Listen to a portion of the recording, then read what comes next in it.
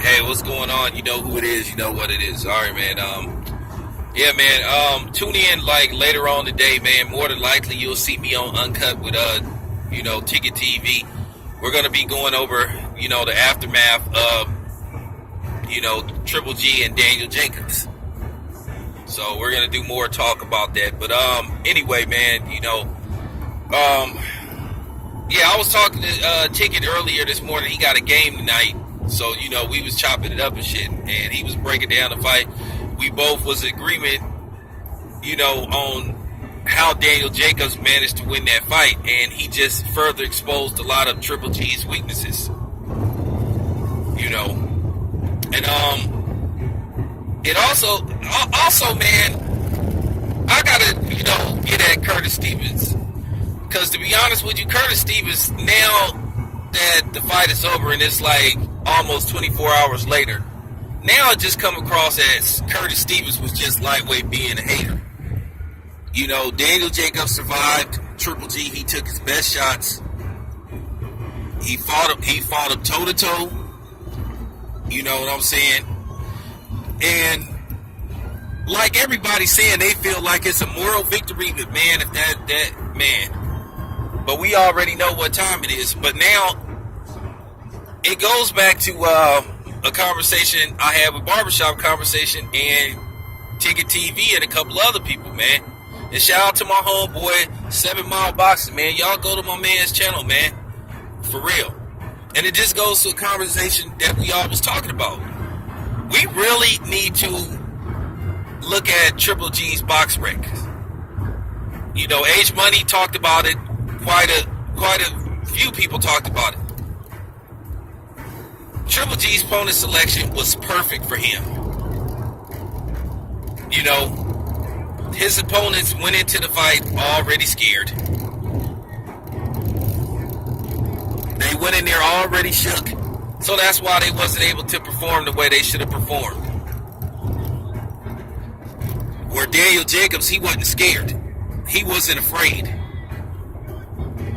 In fact, if you watch that fight closely, Triple G was more afraid of Daniel Jacobs than Daniel Jacobs was afraid of Triple G. Watch that fight closely, and you'll see who had who backing up. Triple G is not a complete fighter. He can't fight going backwards. He doesn't move his head.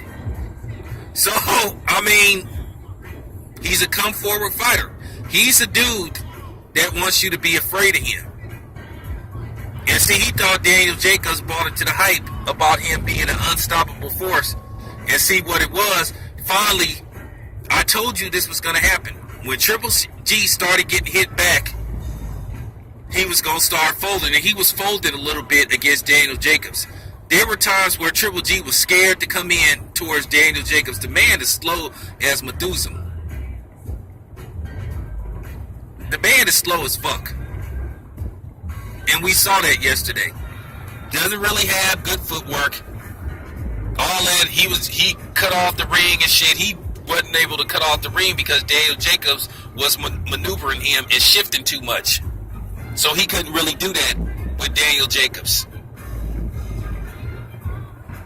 We just saw, really, like what Floyd was saying, no special effects. You look at past opponents. Willie Monroe, he was scared. Dominique Wade was scared. Marco Antonio Rubio was scared. Most of the people that he fought was afraid of him. And see, now what's going to happen, like I told you, things are going to get rough for Triple G from now on. Because see, the next guy that he fights, depending if it ain't a tomato can, they going to be like, hey, this dude isn't all that. Because see, what's going to happen is Triple G going to fight that one dude that's going to just, force him into a firefight. Because see, then you're going to see how good Triple G really is. Because like I told you, everybody saw it, how Triple G would freeze when he got hit. He doesn't know how to handle being hit. He doesn't know how to defend himself when he gets hit. What's it going to take with Triple G? It's going to take offense with defense. Demetrius Andre is a nightmare for Triple G. should they fight. And y'all talking about that fight that Demetrius Andre won, he still looked better than the so-called winner of last night's fight. He was shifting, he was mobile. And that dude hit him a couple of times and he was able to shake it off. And we also seen that you need a bit of a jab and a long jab to handle Triple G. Like I said, man, it's finna get worse for this fraud, man. I told you guys that he didn't fight nothing but carefully selected opponents. You know, guys that were technically flawed, didn't have the experience, that just wasn't ready. We all know that now. We all know that, man. I'm telling you guys, Triple G is now the hunted, not the hunter. This is only going to get worse for him. I'm telling you right now. I'm telling you by Wednesday, everybody is going to be calling out Triple G.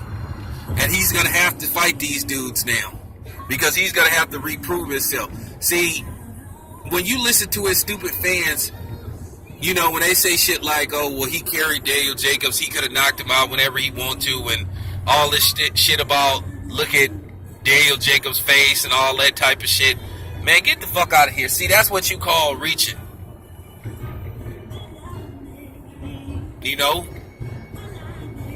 It's just what you call reaching. You're trying to find anything to justify Triple G winning this fight, from those bogus-ass CompuBox numbers to pretty much everything. Just stop it, man. You know? Stop it. Triple G carried Daniel Jacobs. Okay, keep believing that. Yeah, keep believing that. Even Triple G didn't believe it when he said, I wanted to get the mounds in. Like I said, the knockout streak is gone now. So, it's over. So, Triple G fans, enjoy it while it lasts, man. The man living on borrowed time, I promise you that. You know, now that one hype job is gone, you know, Roman Gonzalez, because his status drops dramatically. Motherfucker never was a top 10, or he definitely wasn't the best pound for pound. And we all saw it last night. Whether you think the man was robbed or not, he never was that good to begin with. But anyway, I'm out.